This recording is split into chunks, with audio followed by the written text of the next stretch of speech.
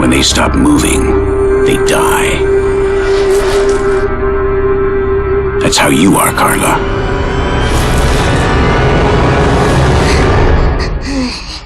Save yourself. Yep, that's me. You're probably wondering how I ended up in this situation. Hello and welcome back to the Steam Pilgrimage, where we stay at home because, well, let's be honest, we have nothing better to do. If you're not familiar with the series, the goal is to finish the Steam backlog that haunts my dreams, learn something new about the nature of the video game market, and ultimately, myself. Kiss, kiss, fall in love.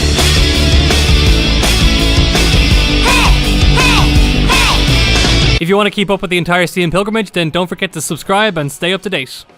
Hopefully, like myself, you've been using your time to learn new skills, catching up on important reading, and most importantly, finishing some of the games in your backlog. I've been using the time to finish some of the shorter games on my list that I can blow through in like a day or two.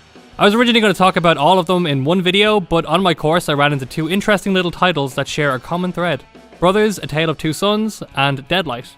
Both are fairly similar gameplay-wise, presenting the player with a number of environmental challenges, and a very generous checkpoint system which encourages trial and error to get you through the story. And the story is what we're going to focus on here in this episode. You see, both games rely heavily on archetypes to tell their story and to set up the emotional pull of the game.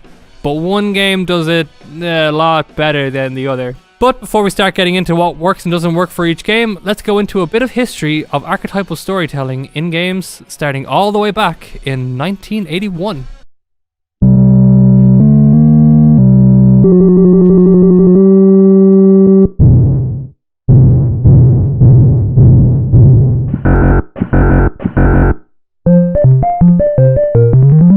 So when talking about genius storytelling in video games, most people probably don't think about the original Donkey Kong arcade game.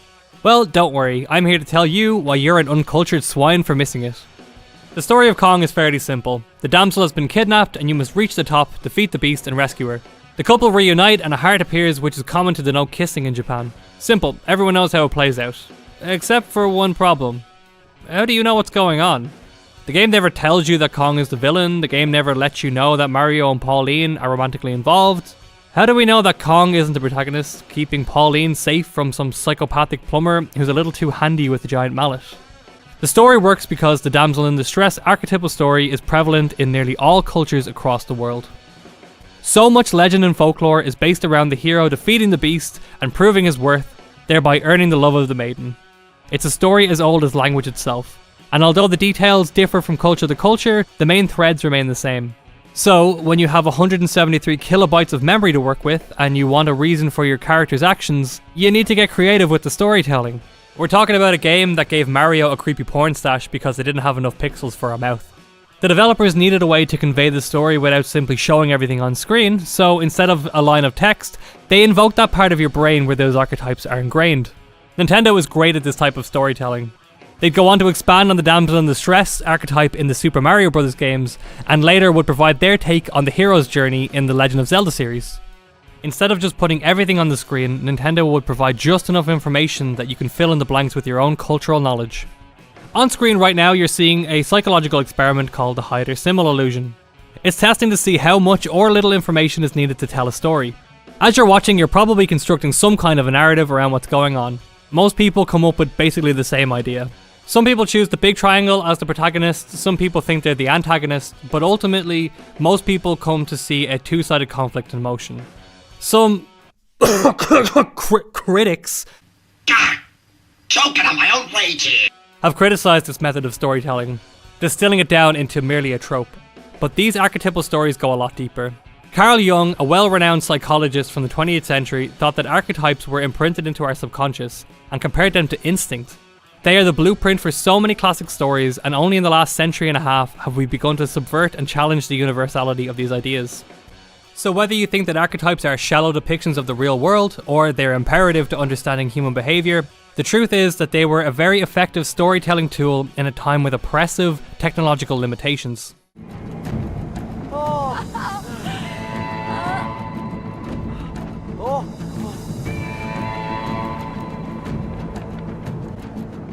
Whew, okay, did I lose you guys? Okay, don't worry, all the highbrow stuff is now over. So, how does all of this stuff pertain to the two games that we're going to focus on today? Well, both games rely heavily on archetypes to tell their story.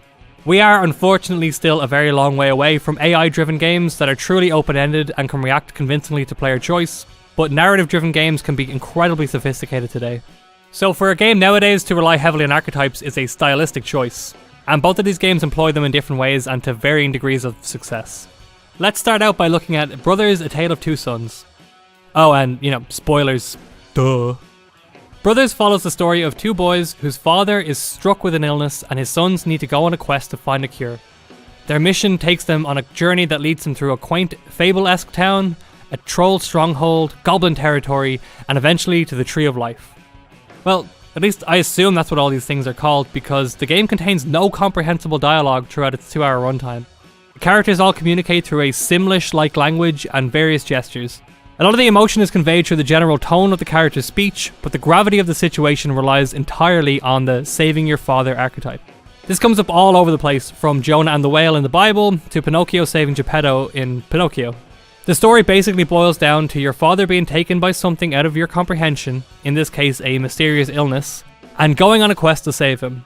Usually, the son also has to go through a transformative experience and learn something along the way. In this story, the younger brother has a fear of swimming, caused by his inability to save his mother from drowning at some point in his past. This means that the older brother must assist him during swimming sections. At the end of the game, the older brother dies, and the younger brother gets over his fear of swimming in order to complete the quest. By overcoming his fear of swimming, the younger brother matures and transcends his current situation, as well as turning me into a blubbering mess. Why, older brother character? Why? These characters, that never say an actual word to each other, manage to tell a classic story of familial love, loss, and maturation. It's a story you could show to near on anyone in any culture in the world, and they could relate to it in some level. You can feel the pain of the characters, even if you haven't experienced anything portrayed in the story. The themes are universal, and we'll all experience pain and loss at some point in our lives. Deadlight, on the other hand, uses a more modern archetype, the gruff stranger with a mysterious past. The game is set during the zombie apocalypse, with the protagonist Randall Wayne on a search for his wife and child who are missing. Throughout the game, you're subjected to bizarre flashbacks of the first day of the outbreak, with Randall being unable to get into his house and remember the true events of that day. Okay, so let's play a little game. What do you think the conclusion of this story is? Is it A, his wife and child were dead the whole time, or B, something original and thought-provoking? If you answered B, well, I admire your optimism. The story would be more of a cliche, but it relies on the drifter with a dark past archetypal character, and the studio leaned into this hard. The reason this kind of archetype doesn't work is that it's not universal to everyone's lived experience. Not everyone will be or know someone with a dark past that they're running away from. The character is definitely somebody you can sympathise with and use their backstory to contextualise their shortcomings, like the classic anti-hero, but it's harder to empathise and put yourself in their shoes. And that ability to empathise with the protagonist is where the emotional draw comes from. The game ends with Randall finally accessing the memory he's been repressing and finding out that he killed his family to save them from the horrors of the apocalypse, only to lose his nerve and be unable to take his own life and join them. Immediately after, he sacrifices himself so that a character that we know nothing about can escape.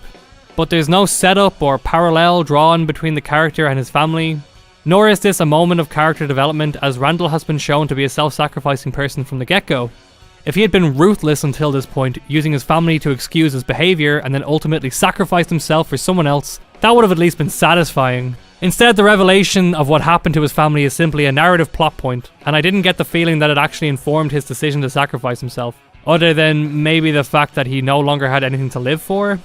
The developers are relying on the fact that you've probably seen this story play out a dozen times, and if you were to question them about it, they'd probably cite a desire to tell a story through a minimalistic mean. But it isn't that, it's just lazy writing that isn't concerned with delivering satisfying payoff. The archetype is used to give context for emotional moments that are implied, but are never shown. You're given just enough information that you can maybe piece together some kind of emotional attachment to Randall and some sort of empathy for his plight, but really it's only because you've seen better characters portray this in a more comprehensive way in other stories. Whether you're telling a familiar story or actively subverting expectations, archetypes can be used in a variety of effective ways, but it can also lead to stale, lazy, style over substance media. The reason I thought these two games were perfect to compare is that they're very similar in length and scale. But Brothers manages to build a heartwarming world and take on a classic archetype while still delivering emotional gut wrenches that had a genuine effect on me, causing me to take a step back after all was said and done to process how fairy tale Sims almost made me cry. Deadlight, although a fun game, left me wanting something a little bit more substantial. Both games aren't hard to beat and are extremely short, but the start to finish nature of the journey you go on in Brothers is paced perfectly. Any more or less would have ruined the story completely. Deadlight seems more like an abridged version of a stereotypical brainless zombie movie that assumes you've seen the full cut to fill in the blanks as to why what you're watching means anything. And that brings us to the end of yet another Steam Pilgrimage episode. If you've liked what you've seen, then subscribe down below. You can check out the rest of the Steam Pilgrimage on my channel. And if you want to flame me, then you can leave a comment. Engagement is engagement, guys. Do the kids still say flame these days? The next video I'm going to be doing is going to be a roundup of all the short games that I've been playing over the past couple of weeks as this lockdown's been going on.